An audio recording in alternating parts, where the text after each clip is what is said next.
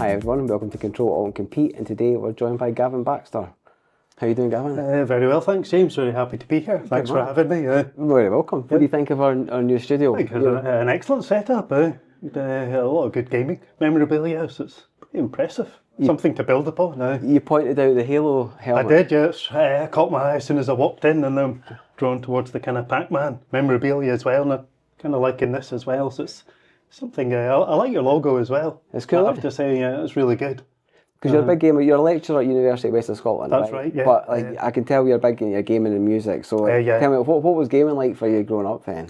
Well, for me, back then it was the Spectrum. Same. So 48K, so you were hooked on certain games and just played them all the time, like Barbarian, I think it was, Commando, what else was I playing? So that had that with the Spectrum 1 to 8K. So I used one of those as well. From a Rambo. So it was 1 to 8K. How long? Okay, how far apart was the 48 to the 1 to 8 then?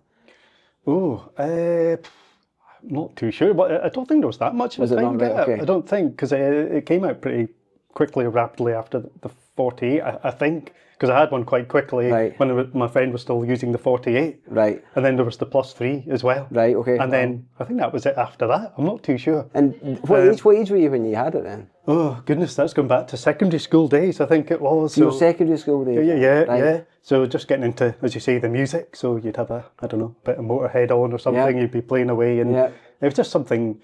It was good back then because it was something you could do with your friends, and it was immersive. You'd get together and you'd explore, and you'd find new games. So how did you do that with the Spectrum then? Because I must have been about 8 or 9 years old, and I lived in a small village. I'm trying to think. I'm surprised I even loaded the thing up at that age. It was really just with people that you got talking to. Some people started to branch out with the Amiga, the Commodore, and things like that. And we did this other thing, this play by mail. It was this football kind of simulation. It's like Football Manager. Right. So it was kind of simulated. You didn't actually get to play anything at a computer per se, but somebody would print off the results and you'd be the manager of a team. And so you'd pay a wee bit of money, and it was all out off the dot matrix, and it's like doing your stats, but you were like, I think I was Bayern Munich or something, and you were given a budget, and so it was things like that. And then I think it was just like with your music as well; it came hand in hand. How did you find out your stats of the teams back then? I think it was just it was computer generated.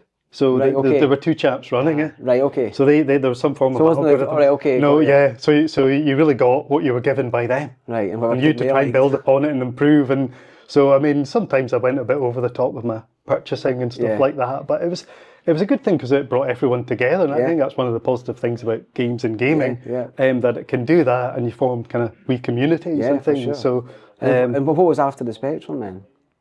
The Spectrum, in terms of what console, what route did you take? Well, for me after that, I think it's when I went to Glasgow Uni, and the guy next door to me had a Saturn. Right. And that's all he played. Yeah, and it was Street Fighter 2, and that's all he played. And he was good at it because he played it all the time. Yeah, of course. Instead of doing his studies. Yeah. But I mean, you just got into that. And the thing is, I wasn't that brilliant at these types of games. It was just hit and hope for the best, and that you could try and do the special moves, But yeah, it was the Saturn. Then I got into the arcades, as you do, so Virtua Fighter and things like that.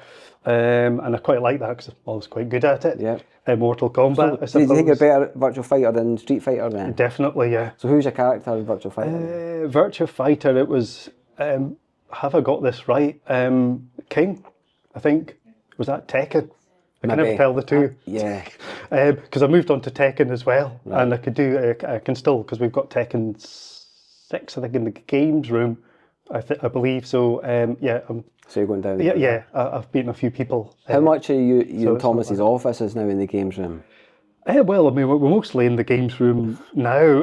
To be honest, the office obviously with the remote work. I loved when I first met you guys and I went into your office. I thought, this is brilliant. Like, it looked just like this.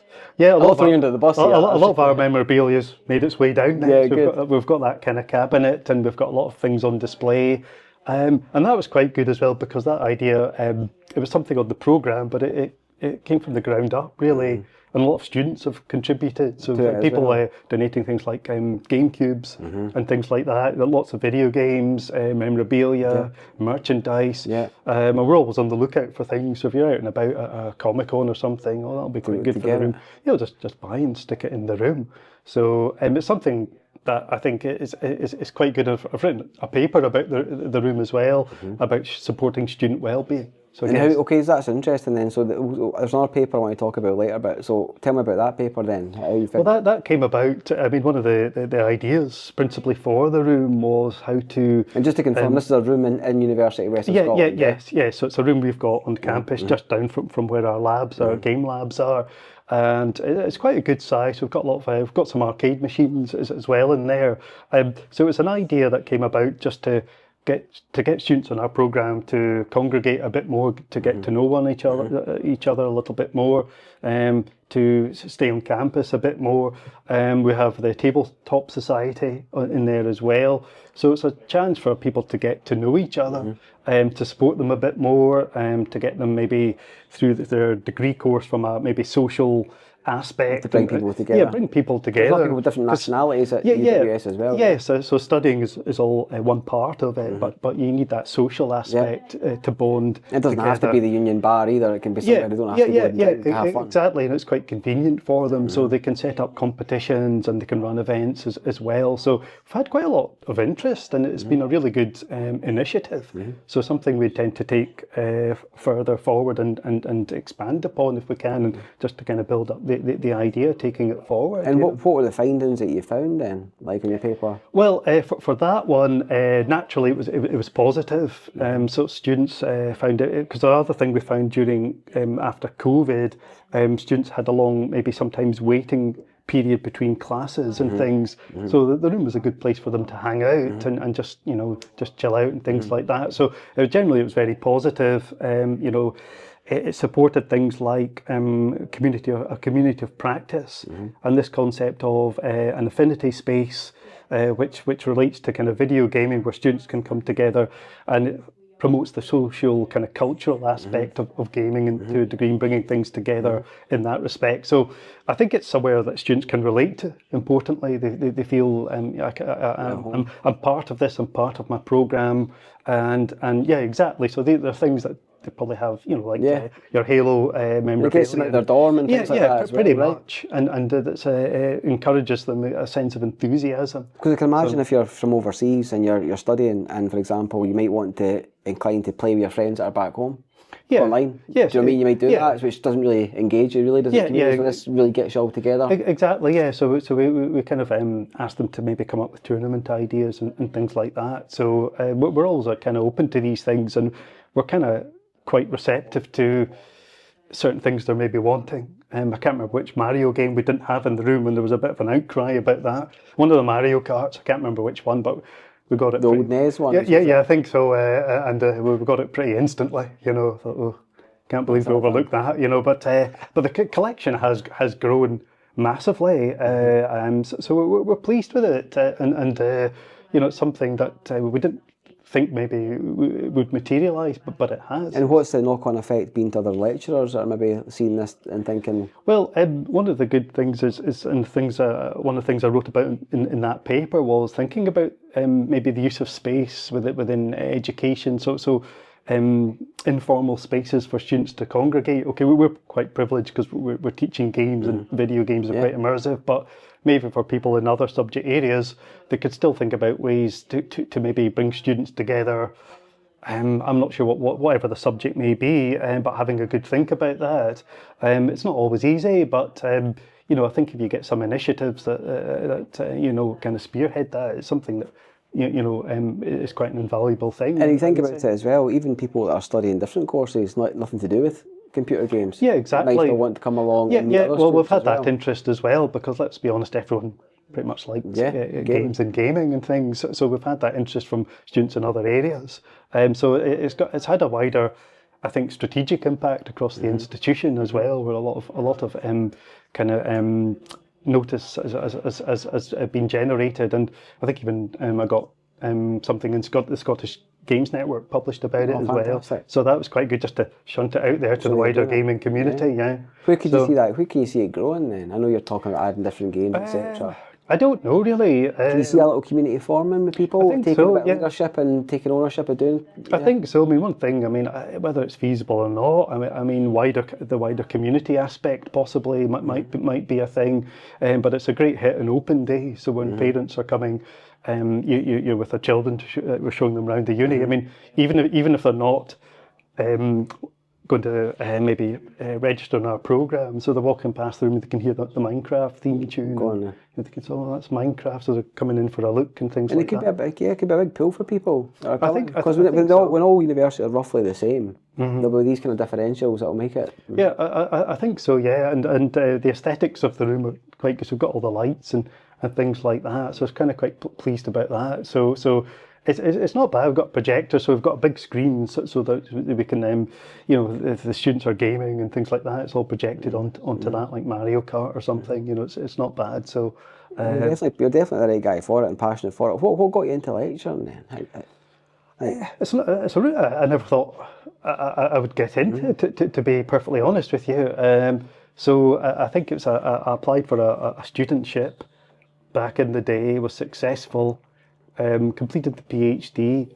I think then I was a research assistant for a couple of years, and then this position came up, and I thought, well, I don't know. You from Paisley then? No, I'm from Leith. Okay. But I've moved around Galashiels, Aberdeen, and worked down in London as well, all over. So when that came up, then this lecturer position presented itself, and I wasn't going to put in for it because I thought, I know, I mean, I play games, but what do I know beyond that? And I was advised to put in for it, and just took off from there. And it's a programme that you've become very passionate about, and you want it to do well, you want it to succeed, you're always trying to, find ways to enhance it. So even things, as you've seen as well, I get all those books in for the library. So that's right. It's an annual thing for me. And tell the story again. Well, I just thought to begin with, we didn't really have a presence in the library. I thought, there's these good hardbacks and all these different books out there, and I just thought I'd quite like to build up a collection. And now I think we're 3 shelves strong in that library. Well done. So I'm going to keep that going, and it's always something. The library always kind of showcases these books on open days and things. So you've seen the big hardbacks like Halos and the Gods of War and things like that. And so you bring them in or just tell them which ones? Well, I just kind of have a look and see what's out there, and then say, are you able to order these? And if they're directly related to some of our modules, that they'll do it. So it's quite sick. So anything that I can do resource-wise to help the programme, I'm fully on board for that. And you're also fully on board with esports as well. I know you're trying to push that as well. Yeah, that's something that's always interested me. And the main thing that, well, one of the primary things is I'm very interested in what people's perceptions of esports, what is it? What do you think it is? Very varied, Yeah, so the study that I ran, so to put that into context, so I'm doing a professional doctorate at the moment. Hold on, you're not going to become a doctor, are you? Well, maybe, remember what Thomas said about doctors. Well, that's true, yeah. I always say it ever since. Maybe I better rethink that. Yeah. But what I thought about really in terms of topic, because there's so many topics you can investigate with esports, it's so multifaceted, as you know, was really about the meta skills. Can esports support and facilitate life kind of learning skills, I suppose, with the competitive gaming? So obviously the answer most people say is yes, it can. But you wanted to find out maybe the kind of, if I can call it, the kind of longitudinal findings from that. So maybe students that have been undertaking a programme for a couple of years, or maybe they've graduated, and you think, well, what skills did you obtain, or what did you feel you were able to obtain from undertaking this programme into the world? Did you manage to find those people? Not yet, but that's the next phase of the research. So the initial research that I did was I sent out a questionnaire just addressing a lot of pertinent topics where I'd researched from the literature related to esports. So one of them was as well, lots of very varied questions, and one was, can esports considered to be an actual sport? And what was the top answer? Well, it was varied. It was touch and go. Really. So some folk said yes, no, and some folk gave you a massive paragraph. Yes. So some people said yes.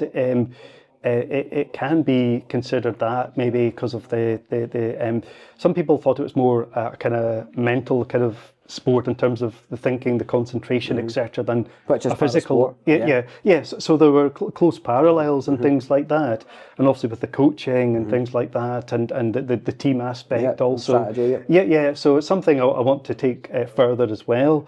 The predominant response for what is esports, when I asked participants about that, it's no shock to say competitive gaming. So I was a bit frustrated in the sense that people wouldn't advance beyond what it was. that, because you think, well, isn't gaming just competitive generally? That's true. If it's 1-to-1, or we play against the computer or AI or something like that. So some people did take it a bit further, which was good to see as well. So I think a lot of people mentioned the organisational aspect of esports, maybe the commercial aspect and things like that, and the tournament aspect and things like that from a professional standpoint. So that was quite interesting. I also asked about the different game genres related to esports. Okay, yeah. So again, I wanted to find out how familiar people were with certain genres.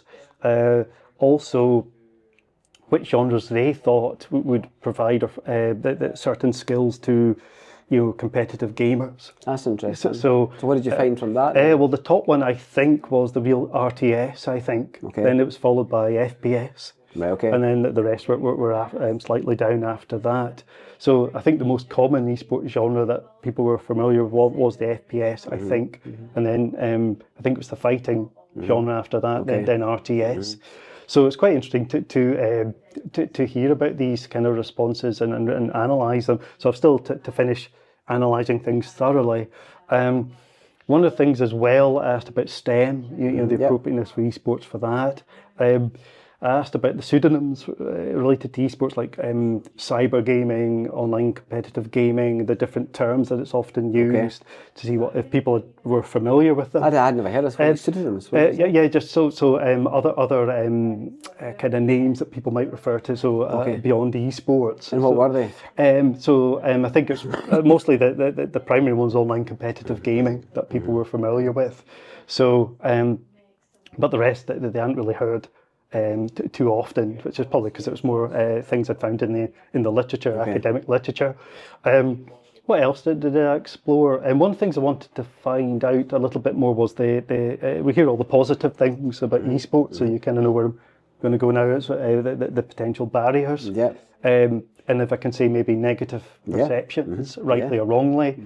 So one of the main responses in terms of that question was that esports is just seen as gaming. It's just sitting down playing games all the time. You're not learning anything from it. What's the point in undertaking an esports degree? So something like that. Inevitably as well, you had factors of cost.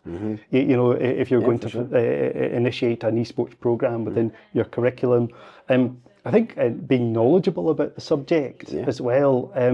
That came in for a bit of critique. So if you're delivering esports, you need to know a bit about it. Yeah.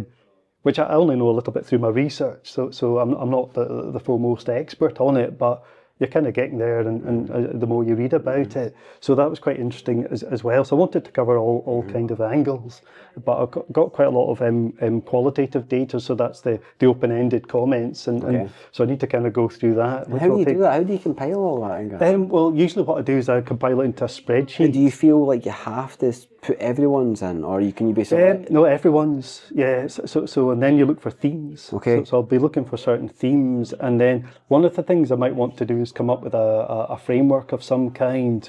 Basically, I haven't decided the focus yet, but it might be something like maybe an esports implementation framework for higher ed or education settings or something. So say you're an educator interested in esports, wanting to embed it in your curriculum for the first time. You don't have a clue beyond, I need some equipment. What are the things that you need to consider to make that a success, or what things you'd be thinking about? Because I know certainly we had the conversation you were talking about, would it be the business side that you were doing, the marketing, so there's different ways that you can approach it. Things like that, So there's quite a lot to, I found it quite difficult initially to narrow the focus, because it's so wide-ranging, so narrowing it down in scope. One of the things as well I wanted to maybe focus on was looking at a particular industry like the games industry, and see if there's a link. Obviously there is a link with esports, but can esports or gaming generally be useful for facilitating the right skills for people entering into the games industry as well? So so there's lots of applications all over the place. So it's a subject I'm enjoying researching for in sure. amongst everything else. And actually, we're writing a serious games book at the moment, Thomas, myself, and another author, Liz Boyle. So I'm doing the retro gaming chapter, which is expanding day by day. So I was writing the history of computer video game graphics as well, and trying to come up with all the different genres, definitions. It's an enjoyable headache. Yeah, absolutely. So there's a genre, then there's a subgenre, and then there's the library will just say. I might need your help on it, some input actually. Yeah. But so it's all good on the gaming front. I enjoy. Would you know, Gavin? You're getting all this in, right? What's your thoughts on it then? Esports. Yeah. So you're getting all this on. You're hearing it all on your computer, and you're thinking about it, like. I think esports, it's a good thing within education to get students stimulated, interested, engaged, motivated, regardless of topic that they're going to study. It gives them a good educational deviation from maybe, how can I say, maybe some topics that they're studying that might be, I don't want to say dull, but maybe not as exciting as playing a video game or something like that. But I think it's how you communicate the benefits of esports. So it's not just sitting down on a controller and pressing the right buttons. It's what you're going to be learning, and things like even spatial awareness or the kind of strategical thinking, tactical awareness, or whatever it might be, that kind of thing. So I think it's exceptionally brilliant, even at the primary school level. I mean, what a thing to throw into a classroom. Oh, I've done some of the primary schools. Up in Angus. But it's changing attitudes and perceptions, not just of maybe educationalists, but maybe, dare I say, maybe parents as well. I'm not having my child play games all day. What kind of education is that? Yes, exactly. So I think all levels. So it's taken off, as you know, majorly in the colleges in Scotland as well. But it still has a way to go, I would say. I think people are still finding how to kind of monetize it and how to use it properly as well. I think maybe one of the things I have observed is maybe north of the border, it's still, I don't know if you'd agree or not, still in its infancy a little bit. 100%, yeah. And it's how you communicate that, even that... It's getting buy-in from lectures. Like when we done the tournaments with the kids up north, one of the teachers, when I first spoke to her, I was like, oh, you into gaming? She's like, I play Halo. So there you go. So you're already having lectures that are coming through. Exactly. Which helps. That's right. Yeah. I mean, I know you've got some counsellors, I think, on board as well, haven't you? So I think it's maybe spreading the word at that level as well, and it's like with the Scottish Games network. The aspect of the Scottish Parliament gaining a bit of an awareness of the educational benefits of these things, because as we know, I mean, the games industry in Scotland, Dundee, Massive, great history. Well, the Spectrum, I was going to point up there, it's in my house, but the Spectrum was made in Dundee, did you know that? We've got our 48k in the games room. That was made in Dundee. I think that's the way people started to find it off the back of lorries. And Lemmings and all that, wasn't it? Yes, Dundee. That's right. So, I mean, so I think the potential's massive, and as you say, the phase conference as well. I mean, there'll be some good things to come out of that. 100%, yeah. So very interested in that event as well, and just getting to network, and it's a good event for people to come together across the board related to esports. Absolutely. So so that'll be something of interest as well. So looking forward to that. When you think about the gaming, right? You think about like even my daughter at school, my wife and my daughter are learning Spanish. There's gamified. So even how they're learning at school now, everything's getting gamified. So the esports is an actual progression to keep, kids engaged and wanting to, like, it might not be a path in esports that they have, but like you say, I'll keep them engaged. Maybe that's what this generation needs. I think so, yes. I think it's that kind of fine balance, isn't it? So still kind of sticking in with the studies and things like that, passing the exams you need, etc. But getting that kind of blend, and I think there's a fine line in how you embed gaming into the curriculum, I think, and it can be applied within any discipline. Even games-based learning, you've got that within education and serious games, so there's lots of potential. Because when you think about it, right, and this might be going off topic a little bit, but I know I was born in 1980, and I think I just missed the belt. I think the belt was banned in Scotland in 1980, would that be right? Oh, might be, yeah. Luckily I never. So, exactly, right. So you think about it, up until then, you were made to learn. Like, belt, whatever it may be. The times tables and all that. You had no TV, even hardly any media, so you were made, times tables, exactly, you had to learn all them. My mum still swears that was a big thing she tried to do me for the times tables. Yeah, I right? remember it. So...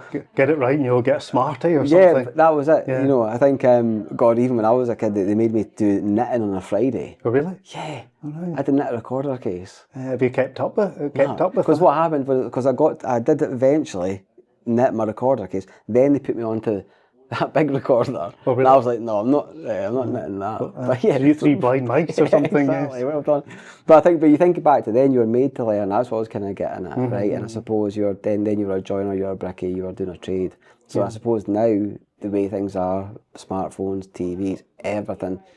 Kids need a focus to get them interested. It's not like they have just going to school with a fountain pen. I think so, yeah. I mean, if you think even the introduction of tablets and things, it's all digital. I think that's happening now in every school in Scotland. They're going to get a tablet. I think the government's put that forward. So there you go. So everyone's going to get a smart device now. So part of their digital strategy, and you're thinking, well, why can't something like games be informed within that? It's an actual part of it. Yeah, yes, exactly. So I think that's something that could be driven forward, but it will take a bit of time, So, but I think but the esports combined with just general gaming is a good thing. But I think it's an exciting thing because it still maybe has to take off a little bit. Yeah. But it's seeing how it kind of grows, But And the barrier to entry then, what were some of the points with that? I know you kind of spoke about cost, etc. But what were I think general just a lack of awareness was a key one as well. People just generally not understanding. Doesn't give much away in the title, does it? Esports. No, not really. I mean, if you're generally to ask most people, esports, they'd maybe put two and two together, but they wouldn't really know deep down what it was. And I think because maybe it is still new to some people, they're not fully aware of the depth of coverage, I suppose, for esports in terms of tournaments and everything else. I mean, I remember when I was at I went to Resonate, I think, in Glasgow, and I'm sure there was an esports something going on. Where did you go? Did you see the 2019? Right. Did you see the big truck? Yeah, that was me. That was us. That was Esports Scotland. That was SEL2. So we had the big esports truck, Big Betty. It was called Big Betty. Really? And I spoke to the German guys that owned it. And I was ended with Scotland. He said no. Because we had a stall kind of near the army guys and things, right. But I think there were people, I don't know, obviously competitively gaming on a stage. Yeah. People commentating and people watching them, and I couldn't figure out what was. Oh, so there you go. So was that in a separate room? Yeah. So there was two rooms. So we had the truck, and then there was another company that had a. So I couldn't figure out what's going on here, and why on earth would people sit and watch someone play? Was that your first introduction to sports? Why on earth would people comment on it? Yeah. It makes no sense to me. But now then you think, but it doesn't make sense when people talk about golf, and I can't, I'm not a big golf fan. I can't really play it, right? But I think why do people watch people play commentary with Wimbledon or football? If you're into it, it's what your passion. You're going to watch the best people play it. Yeah, that's true. So I mean, obviously after that, I thought, all kind of twigged a bit as to why that was going on, but. I think it was just kind of seeing it for the first time, Yeah. So, but yeah, it was quite an eye opener. But again, you see the events they run globally. And have you seen the Esports World Cup? Have you catched any of that? I haven't, no. But you should check it out. I've heard it's fantastic. It's one of the guys that's coming to FaZe, my dyslexia. He was out there as a content creator. Oh, really? Some of the behind the scenes stuff, and I've been watching. Where's it being held? Is that in Saudi Arabia? Oh, right, okay. Yeah, it's absolutely huge. Millions of pounds prize fund. Every game under the sun, pretty much, that are there. Your Call of Duties, your PUBGs, your Valorants, everything. Yeah, I can imagine what the setup's going to be. Unbelievable. No expense spared. No expense spared at all. Yeah. And you should check it out. Definitely give it a YouTube and watch some of the coverage. That's the thing as well with esports. See, there's a lot of grassroots kind of initiatives starting, I think, as well. I mean, I think was there not a kind of university league or something Yeah, within there's one, Scotland, and is that still going? And there's other things that you just don't hear about. But the problem is for everybody that does it, is they get a band of people together,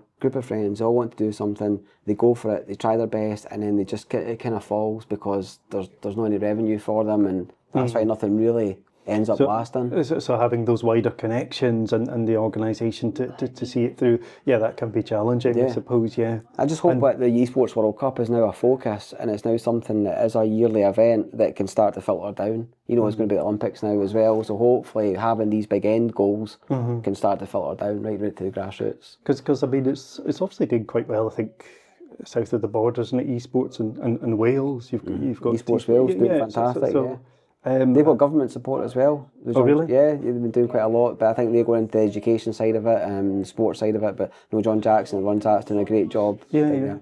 All right, so I mean, it's obviously trying to, I mean, that's the thing that's baffled me a little bit, why that hasn't really materialised not north of the border. I mean, because it's all done by just people being passionate people and pretty much doing it within their day jobs as well. That's the thing, nobody's really full-time on it. That's the tricky part of it. Yeah, I mean, that is a kind of stumbling block. Yeah, but massively. I mean, because it's good to a point, but then people get partners, or they get a job, or there's fallouts, or whatever it may be, and then that can disbands, and then you're looking for that other seed to grow up. They want to do it and start again, so it's not. So I think that was another one, was funding was one of the barriers as well. So I think there's all these things, and how you overcome them, and if you can in some cases, but I think it's getting, I don't know, some kind of formalised, I don't want to say, not even documentation, or some processes that people can maybe refer to. Yeah, if they start a club. Something that's maybe slightly standardised or something, and something that's maybe generic that people can build upon. But it's a tricky time as well in life, where everything's getting cut, and budgets are getting cut out left, right and centre to favour starting something else, and then all traditional sports are maybe, they're up trying to get funding, and then here's a new one. We want some of that funding as well, right? So that's quite right. tricky. That's right. So I mean, that's one of the things I was kind of going to look at in the research, I think. So because one of the things with the professional doctorate is you've got to try and relate that to some kind of policy context. So obviously I've got to maybe have a look at the wider area of games and gaming in Scotland, what the current situation is, and I know there isn't really anything too current. If you search online, there's not really, if you look for a current overview of the gaming sector in Scotland, you're looking maybe back to a few years. Or you probably better phone Brian Baglow. Yeah, well, yes, Brian's kind of mentioned the same thing. I know he did something recently with the University of Glasgow and some other people, and it was mentioned at Scottish Games Week. But I think the same even for esports. So you do a quick search, and there's only a few maybe names that come up, and that's about it, really. So you won't know much. Yeah. So I mean, I think it's it's building on maybe the initiatives and successes, and even for people that are introducing it at the college level, I think a good thing is to come out and say, well, we've been running this course for so long, maybe this is how we've done it, this is maybe some of the challenges we faced, these are some of the success stories. Well, that's the thing, if you can start to get those people that have left and find out that success story, that'll help a lot. Yeah, exactly, and then it filters through to maybe other, say whether primary, secondary or what have you, and people can maybe build upon that. Cool. Because I think maybe some people are maybe a bit tentative about dipping their toe in the water. Yeah. Well, especially with the cost sometimes. Yeah, exactly, and if it didn't take off, and, but that probably wouldn't be the case. So I'll tell you what then, once you've finished it, definitely send it over, right? Oh yeah, and definitely. Change the perceptions of the doctors. Right? Yeah, I'll have to do that. Yeah. I'll send everyone once it's all published. I mean, definitely. So you can have a look at the results and things yourself and see what people are saying. Well, do you know what? It's lovely to have you on.